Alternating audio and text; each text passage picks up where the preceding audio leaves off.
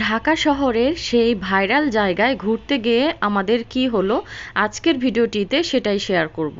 আশা করছি আজকের পুরো ভিডিওটি আপনাদের কাছে ভালো লাগবে। ভিডিও শুরুতেই দেখতেই পারছেন প্রায় সন্ধ্যা হয়ে গিয়েছে। আমরা আসতে আসতে এতটা লেট হয়েছে, প্রায় যেতে যেতে আমাদের 1.5 ঘন্টার মতো টাইম লেগে গিয়েছে, কারণ রাস্তায় প্রচুর পরিমাণে জ্যাম ছিল। আর শুক্রবার ছিল, সেজন্য মনে হয় এত এত মানুষের ভিড় ছিল, রাস্তায় একদম গাড়ি কোনোভাবেই যেতে পারছিল না। তারপরেও অনেক কষ্ট করে আমরা এসেছিলাম। আস্তে আস্তে সন্ধ্যায় হয়ে গিয়েছিল, মন তো অনেক খারাপ লাগছিল যে হয়তো বা ভালোভাবে ঘুরে দেখতেই পারবো না। ফার্স্টে চলে আসলাম 300 ফিট নীলা মার্কেটে। এই নীলা মার্কেটে ভাবছিলাম যে ঘুরে ঘুরে দেখব, আমার প্রয়োজনীয় টুকটাক জিনিসপত্র কিনবো। অনেকের ভিডিওতেই দেখি অনেক সুন্দর সুন্দর ঘর সাজানোর জিনিসপত্র এখান থেকে অনেক রিজনেবল প্রাইজে কেনে। আমিও ভেবেছিলাম যে তাই করব, কিন্তু আসলে সময় স্বল্পতার জন্য এতটা সুন্দরভাবে ঘুরতে পারিনি। তারপরেও যতটুকু ঘুরেছি আলহামদুলিল্লাহ অনেক বেশি ভালো লেগেছে। আর এই তো এখানে তো এই যে চরকি দেখছিলাম, আর আমার মাথা একদম চরকির মতোই ঘুরছিল, কারণ এই ধরনের রাইড আমি খুবই বিরক্ত ফিল করি, কারণ আমার অনেক বমি হয়, আমার খুবই খারাপ লাগে।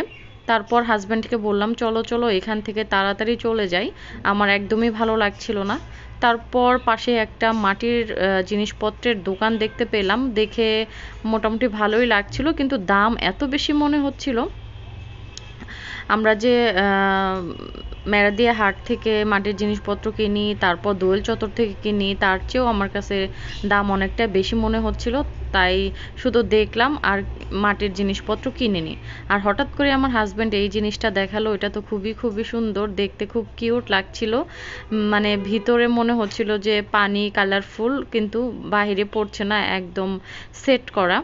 তারপর আমার হাজব্যান্ড বলল যে চলো ফিশ ফ্রাই খাই। এখানে এসে প্রায় কক্সবাজারের মতো ফিল লাগছে। তো আমার হাজব্যান্ড কক্সবাজারকে খুব বেশি মিস করছিল এখানে এসে। তারপর এখান থেকে আমরা ফিশ ফ্রাই খেয়েছি, তারপর এখানে চাপটি বিক্রি করছে, আমরা চাপটিও খেয়েছি। তারপর হাঁসের মাংস খেয়েছি, মোটামুটি ভালোই ছিল। আর অনেক মানুষের ভিড় ছিল, কোন দোকানে বসবো সেটাই খুঁজতেছিলাম। আর আরিয়ান বাবু অনেক দুষ্টুমি করছিল, ও ঘোড়ায় উঠবে ঘোড়ায় উঠবে। কিছুক্ষণ আগে আমরা ঘোড়া দেখেছিলাম, তারপর অনেক খোঁজাখুঁজি করলাম, ঘোড়া পেলাম না। ও ঘোড়ায় ওঠার জন্য অনেক কান্নাকাটি করেছে, কোনোভাবে ওকে বোঝাতে পারছিলাম না। তারপর একটা দোকানদারের সাথে কথা বললাম, উনি একটু বুঝিয়ে দিয়েছিল, তারপর আর ও কান্নাকাটি করেনি। আর এই তো আমরা ঘোরাঘুরি শেষ করছি। কিছু কিছু ক্লিপ আছে, সেগুলো আমি ভিডিওই করিনি, কারণ ঘুরতে এসেছি ফার্স্ট টাইম, যদি মোবাইল নিয়ে ভিডিও করা নিয়েই ব্যস্ত থাকি তাহলে কিন্তু এনজয় করা যাবে না। তারপরে এই তো এই যে রেস্টুরেন্টে আমরা বসে খেয়েছি। তারপর হচ্ছে এখানে মিষ্টি দেখলাম যাওয়ার পথে, এখান থেকে আমরা মিষ্টি খাবো। তো আরিয়ানের জন্য একটা দই নিব, আর আরিয়ানের বাবা মিষ্টি খাবে।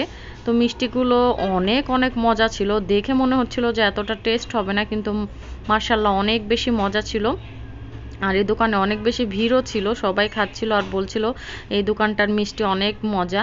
তারপর দেখলাম রাস্তায় ওয়াফেল বিক্রি করছে 150 টাকা করে।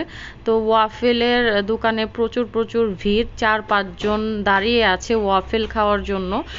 তারপর আমরা একটু ওয়েট করলাম, পরে ভাইকে জিজ্ঞেস করলাম কতক্ষণ সময় লাগবে, উনি 1 ঘন্টার কথা বলল। তারপরে যে এখানে কিছু সবজিও বিক্রি করছে, সবজিগুলোও দেখছিলাম। তারপরে এই যে সেই ভাইরাল জায়গা, এখানে আমরা এসে কিছু ছবি টবি তুললাম, কিছু ভিডিও ক্লিপ নিলাম। তারপর হচ্ছে এখন বাসায় চলে যাচ্ছি। এই ছিল ছোট্ট একটি ভিডিও। আশা করছি আজকের ভিডিওটি আপনাদের কাছে অনেক অনেক ভালো লেগেছে, আর আমিও চেষ্টা করেছি কিছু কিছু ক্লিপ আপনাদের সাথে শেয়ার করার জন্য আর স্মৃতি হিসাবে রাখার জন্য। আজকের মতো ভিডিওটি এখানেই শেষ করছি। আল্লাহ হাফেজ।